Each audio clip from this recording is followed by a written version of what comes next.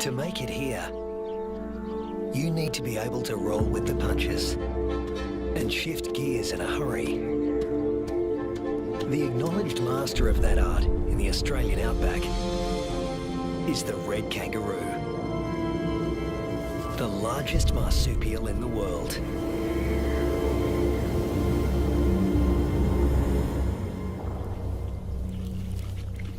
This female is pregnant. Red kangaroo females are almost always pregnant. They've evolved to adapt their reproductive systems to the unpredictable whims of the environment.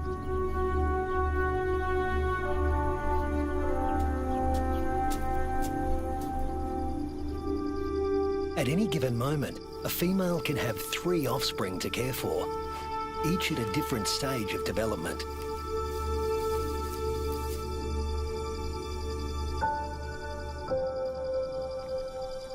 This is number 1, the peanut. After 33 days developing in the womb, the newborn emerges as a blind, hairless, pink creature, roughly the size of a peanut. We call him Rusty. There's virtually no sign of the powerful hind legs we all associate with the kangaroo. He uses his arms to make the grueling trek up the belly to his mother's nipple, guided solely by instinct and smell.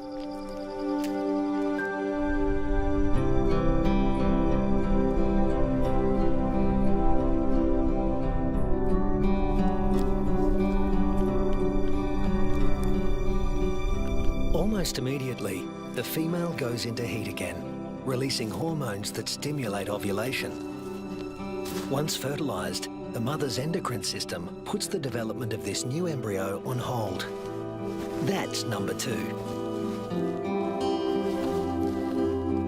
Its progress won't be kick-started again until the peanut reduces his suckling. Number 3 is the joey, who's spending some time suckling from outside the pouch and some out on his own in the big wide world.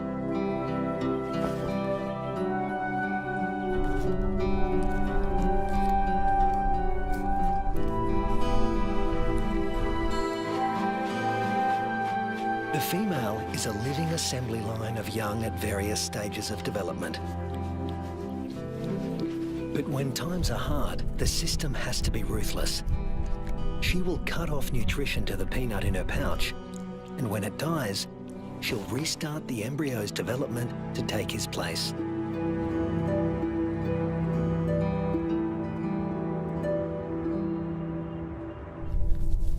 Rusty's developing nicely.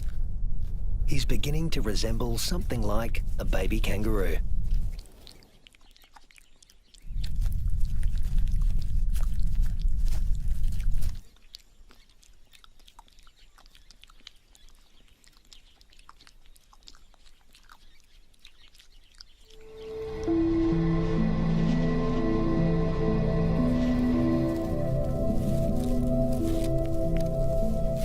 Now 3 months old, he can hear all the sounds of the world he'll soon be inhabiting. It's all so unfamiliar. It's not surprising he'd prefer to stay in the pouch for just a while longer.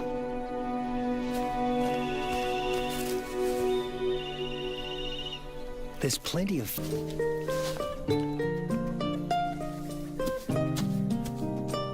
But Rusty's not the only one in the neighborhood with a serious set of legs. An emu, the biggest native bird in Australia, announces his arrival.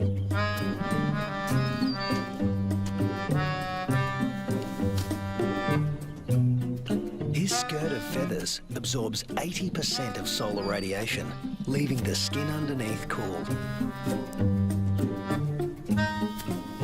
And this dad needs a cool head. In the emu world, dads take on all parental responsibility. The chicks will be under his wing for 18 months. Not exactly the red kangaroo way. Males are pretty much deadbeat dads. They leave as soon as the young are conceived. Rusty also still relies on his mother for food and protection, so he tends to stay close. But apparently he's also got an independent streak. Maybe there's even more fun out there. Soon, he leaves the rest of the mob and is in uncharted territory. Not a good place for a baby kangaroo to be.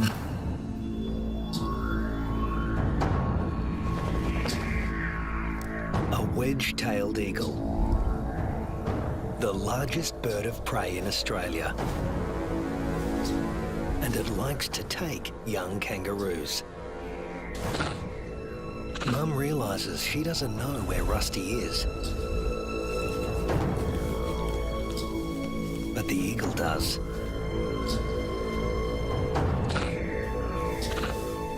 Rusty's big ears and instincts tell him something's not right, but he's too young and inexperienced to know what it is.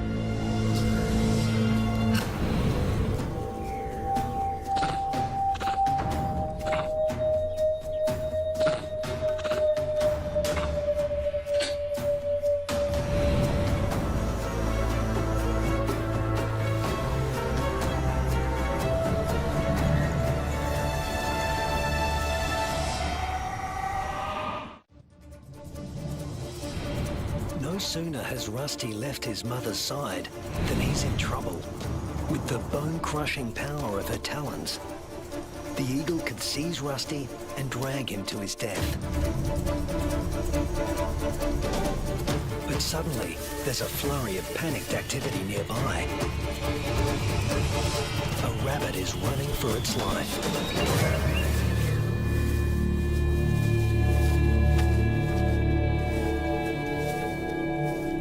Luckily for Rusty, there was easier prey to be had. This time,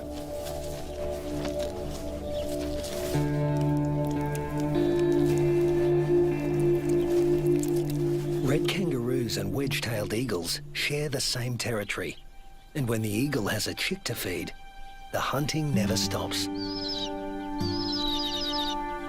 More than 10% of the eagle's diet is kangaroo.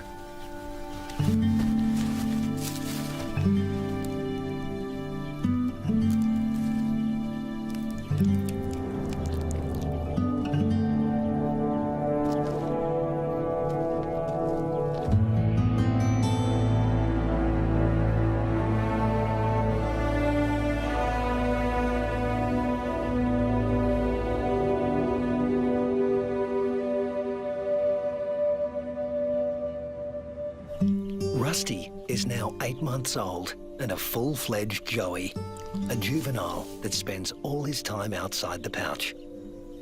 In a few months, he won't have Mum's milk to rely on anymore.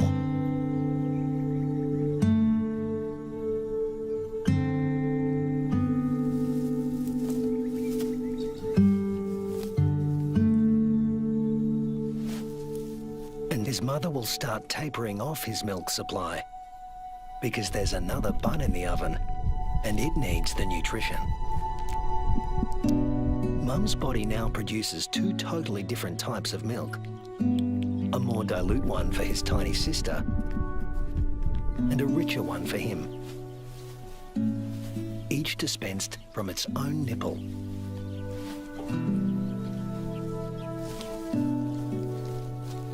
But males like Rusty are about 10% larger at weaning than the average female, and are heavy drinkers.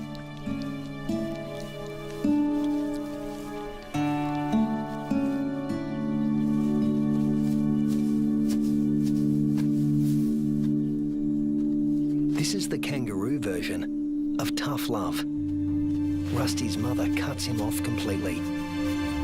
Her milk is needed elsewhere. Rusty is off to explore his wider world.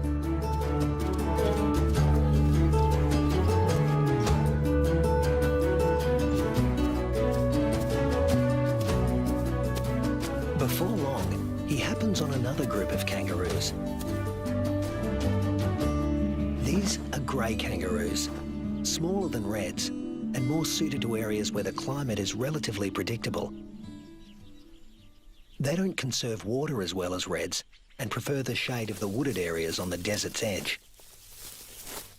Rusty is apparently a new experience for them as well. It's like a get-together with distant relatives you've heard of but never met. Slightly awkward.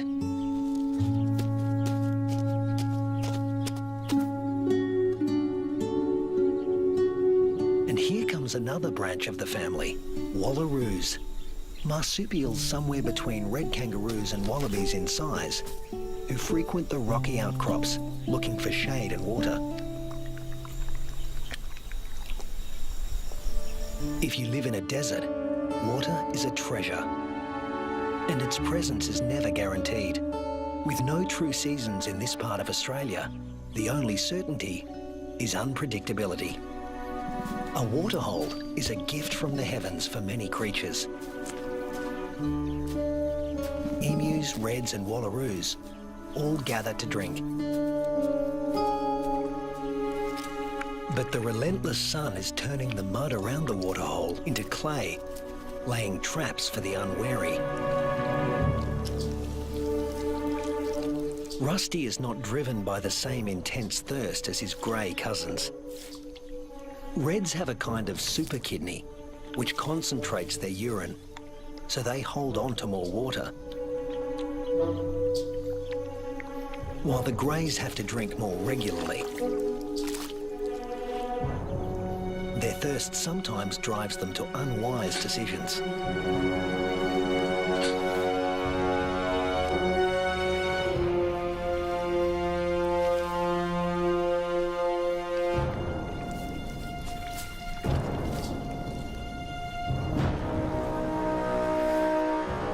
This young grey is in trouble, deep trouble, and he's drawing some unwanted attention. A dingo. Dingoes will gladly take a young kangaroo under any circumstances. A joey stuck in the mud and unable to flee, that's just too good to resist. The other kangaroos can't help him. His fate is sealed.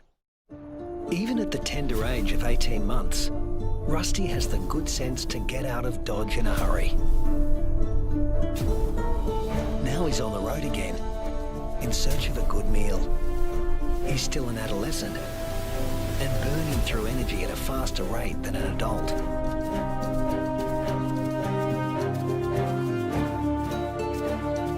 Kangaroo mobs can number in the hundreds, but this one is relatively small.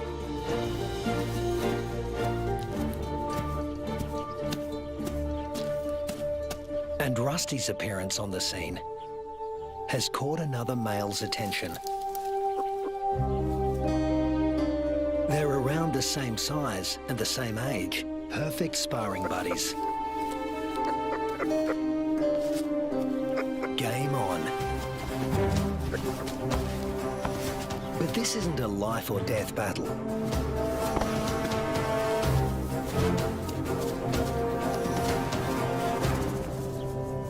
What they learn here will be crucial in later life, when the stakes are higher.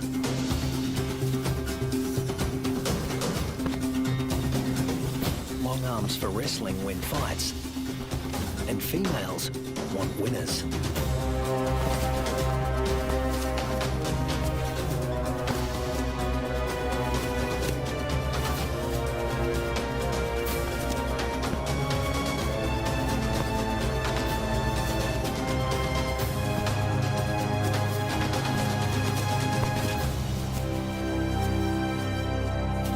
Rusty doesn't come out on top this time, but the boxing experience is invaluable.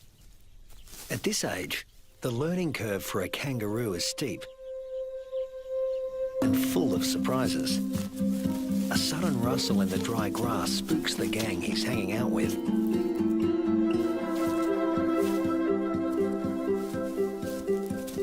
But Rusty's the curious type. A shingle-back lizard. horn and with a thick tail that looks a lot like its head. Thus its other name, the two-headed skink.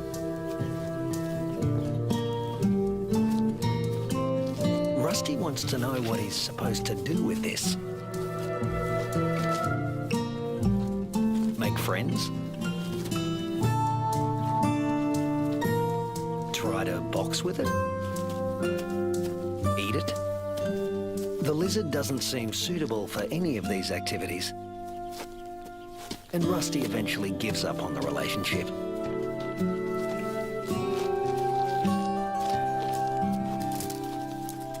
This part of the Central Australian outback has been hot and dry for weeks.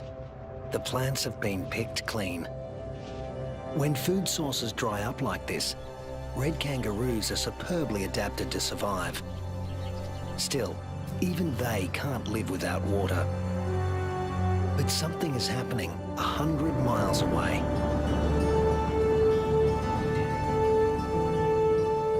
Where the sky has opened up and torrential rains are soaking the parched earth. These waters will end up in the Channel Country and be funneled inland hundreds of miles away from their origin. The channels are dry now, but because the region is low-lying, they won't be for long.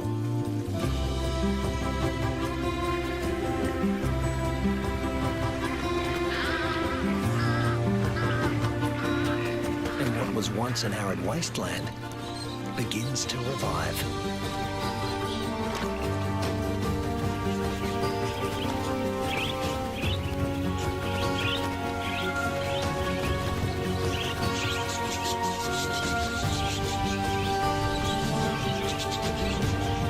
From the swirling flocks of budgerigars to the dingo mum and her pups, all are drawn to the life-giving waters.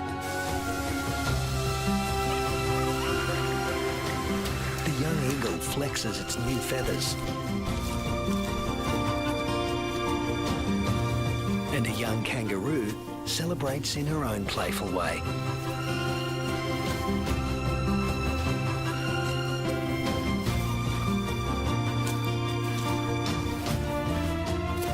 Emus are water guzzlers, and adults can drink up to 4 gallons a day. Like all emus, the chicks revel in a cooling bath.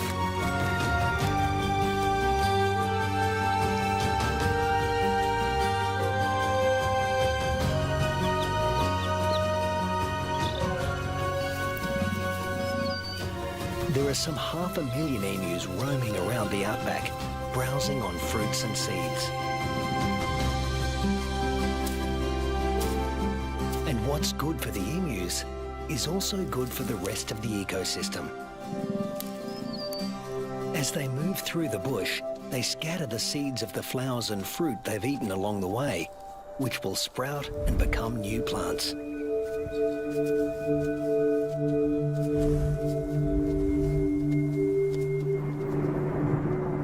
The weeks turn into months. Rusty. Red kangaroos are built to get where they want to go. Unfortunately, sometimes, especially when they're inexperienced, they get someplace they really don't want to be.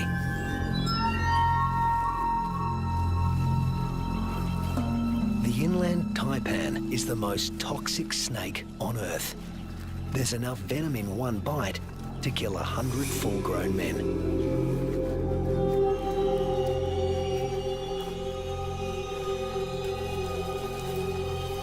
And it specialises in killing mammals. The Australian desert is the kingdom of the reptiles, but kangaroos know too well to leave all snakes alone.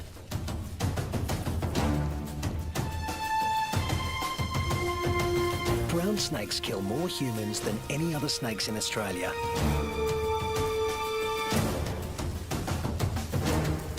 But it's not the biggest reptile in the neighbourhood. This is. The parenti, reaching 8 feet long, venomous and fast on its feet. A large parenti will eat a small kangaroo. But today, It's got its eye on an eastern brown snake.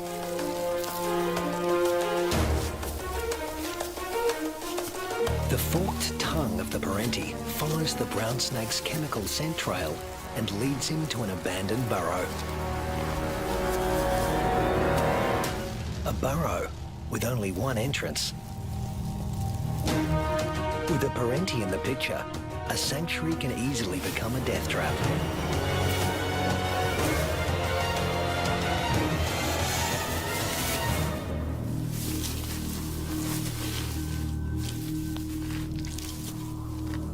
The body of one fearsome reptile disappears into the body of another.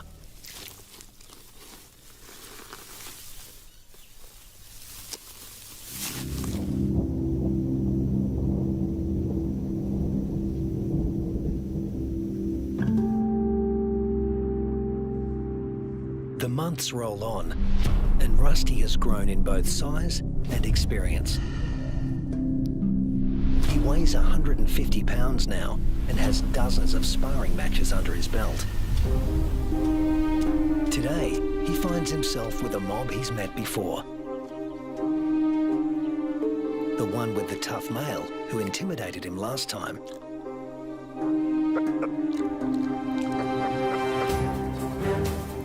But that was 5 years ago, and Rusty's not running away this time. Each tries to attack his rival's head. Each instinctively keeps his own head back out of range.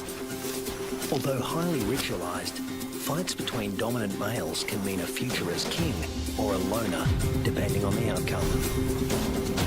Testicles can be retracted. Don't want those damaged. Rusty, with the darker fur, is putting up a good fight, but the alpha male is more experienced.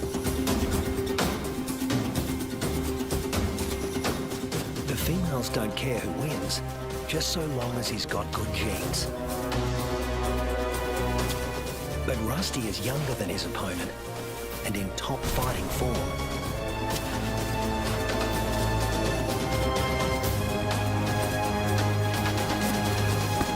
Finally, the king goes down. Now the mob is paying attention.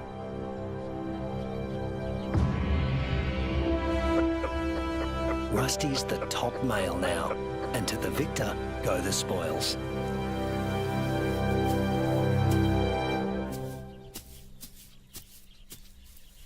His first choice is this female, though he needs to give her urine the sniff test to make sure she's ovulating.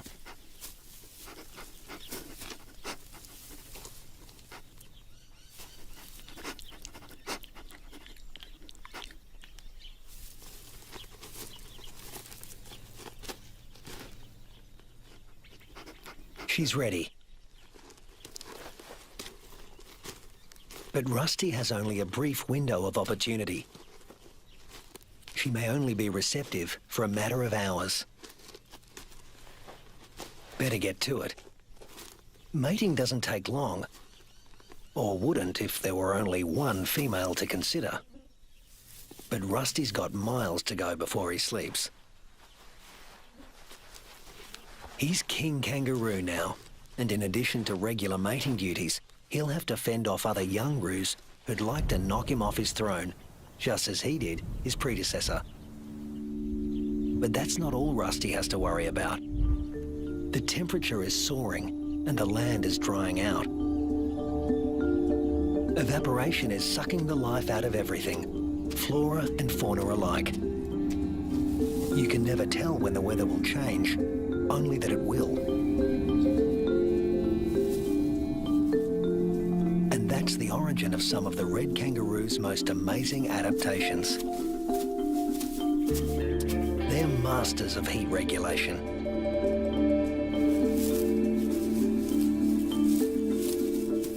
The fur on their backs reflects about 30% of incoming heat and keeps their skin cool, the blue parts of this thermal footage.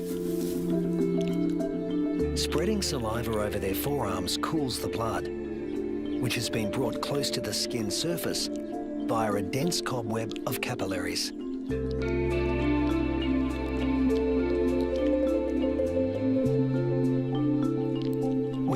temperatures simmering above 100 degrees for over a week, a third of the males have already become infertile. If these temperatures were to continue for 3 more months, the number would more than double. Reds defend their sperm by licking their scrotums to keep them cool. And in contrast to their battle strategy of retracting the scrotum, males let their testicles hang way down below their overheated trunks, keeping them about 7 degrees cooler than at their cores. The sand, even a few inches down, is cooler than at the surface. Red kangaroos dig until they reach cooler soil, and then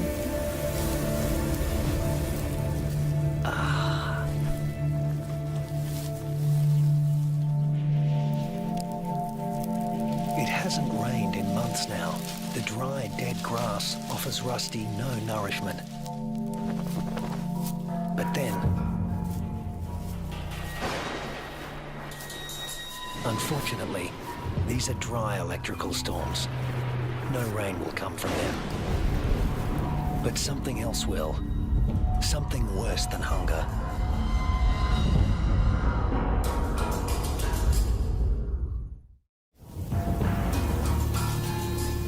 Lightning has ignited the dry grass of the outback.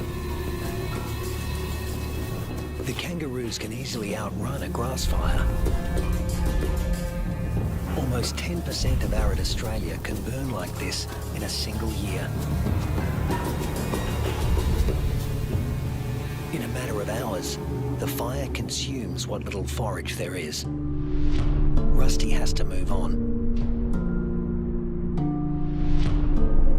But there's really nowhere to go. Not this time. Parts of desert Australia are in the grip of a once-in-a-century drought, while heat waves smash temperature records.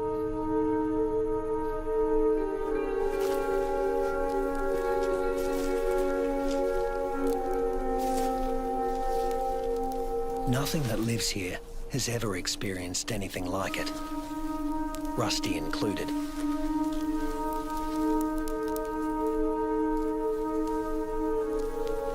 Some are suffering from severe malnutrition and dehydration. But if anyone can survive this, it's a red kangaroo. Human bodies are about 60% water. Rusty's is over 70%. Even in a heat wave like this, he can survive levels of dehydration that would kill most humans.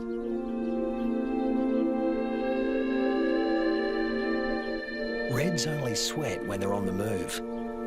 At rest, they pant, which uses less water than sweating. Raising their breathing rate to over 200 breaths a minute reduces their deep body temperature and cools their brains. And of course, they cover their limbs in cooling saliva. But there's a price to pay.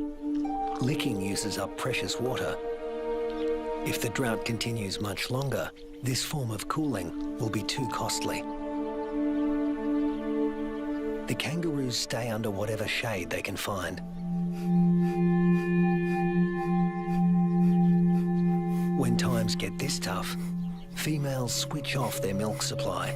Maternal instinct is strong, self-preservation is stronger. Unweaned offspring outside the pouch are the first to die, and the young in the pouches are next. As it dies, the female reactivates her waiting embryo. But if the drought persists, it too will die, and she will stop reproducing altogether. Even Rusty, one of the strongest, is in trouble. In these conditions, the males are the first to succumb, especially the largest, who, like Rusty, need more food.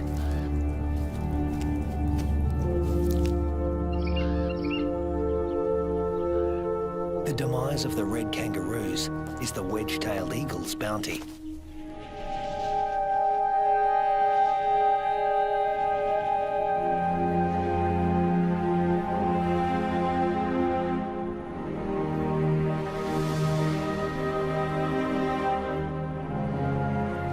it's not just the kangaroos that are suffering.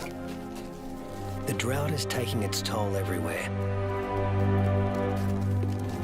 Predators turn on each other to protect a tiny piece of rancid meat.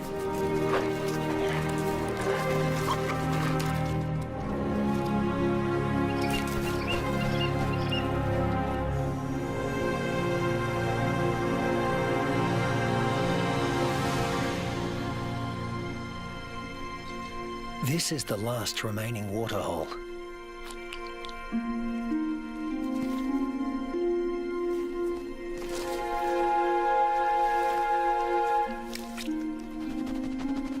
It's stagnant and salty. Ordinarily, the animals would never drink this water.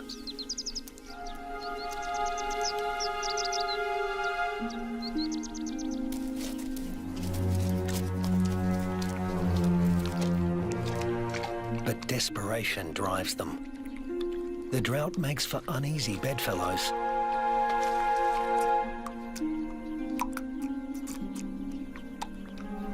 This is a sign of things to come. Heat waves in Australia are becoming hotter and more frequent.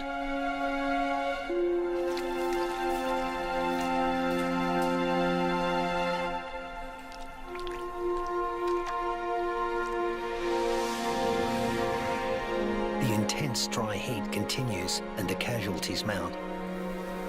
Among them are many of Rusty's offspring.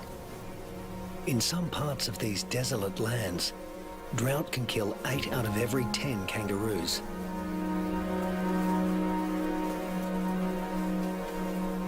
But Australia's desert inhabitants are a resilient bunch. After all, these may have been the hottest temperatures for the last 100 years. But these species have successfully weathered the climate for tens of thousands of years.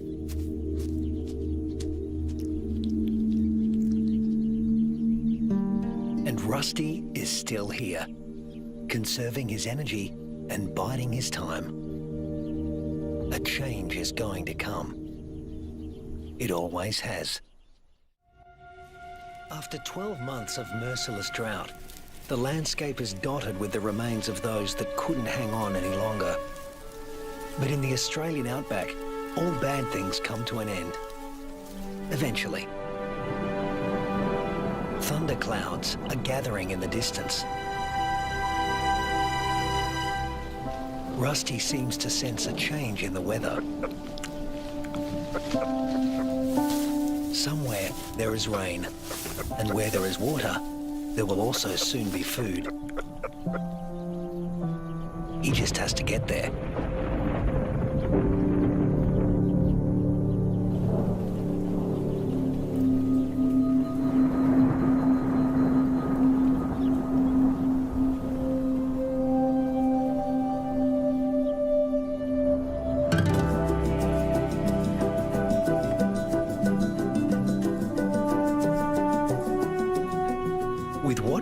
Of his ebbing strength, Rusty heads in the direction of a storm.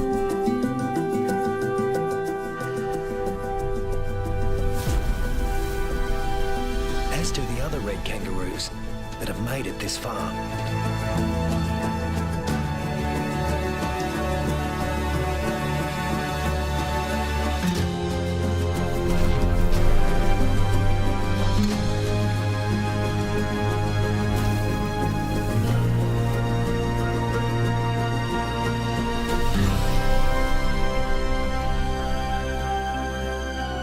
Rusty reaches the area watered by the storms, he finds a world restored by rain.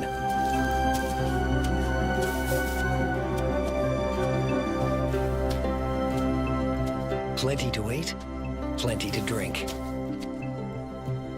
You can almost see the relief and joy in their hopping.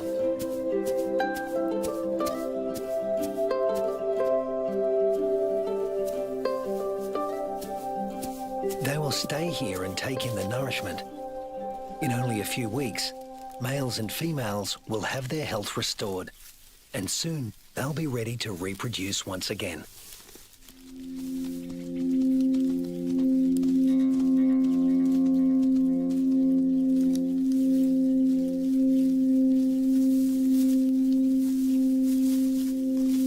But before that can happen, they have to make it through this. A pack of hungry dingoes.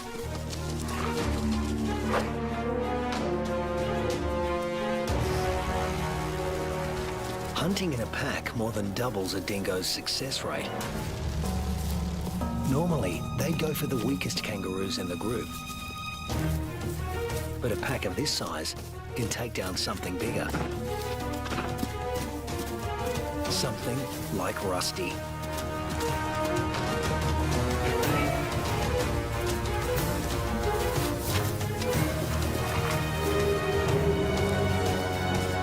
Luckily, his strength is completely restored, and he can travel at full tilt.